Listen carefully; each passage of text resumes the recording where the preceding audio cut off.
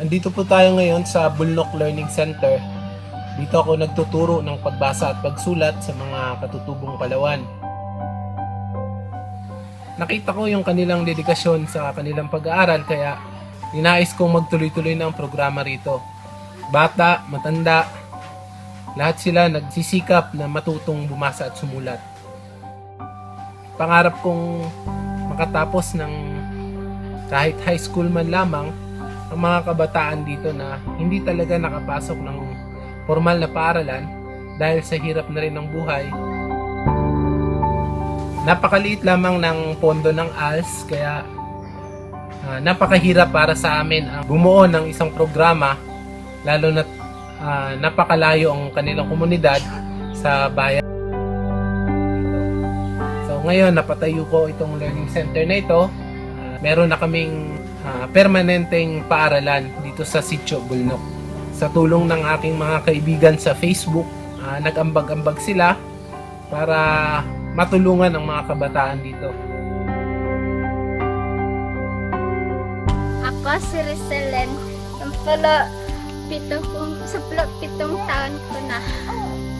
Pasalamat ko kay sir na nakasaot ko at magbasa at magsurat.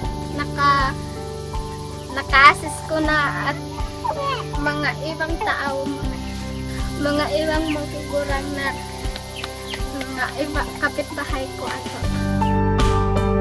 Pasalamat kay Sir Jong na nagtuto kay ng school dahil sa kanya panuldo damon at iskulan pamaway nga at libreng mga karatas suratan kay naka nagkusod ko na nagsurat kasi panabang ko na si kanya na panuldo ato ako na panuldo minsan kay ato si Sir Jong ako panuldo ato payangangan sasali kay ako panuldo.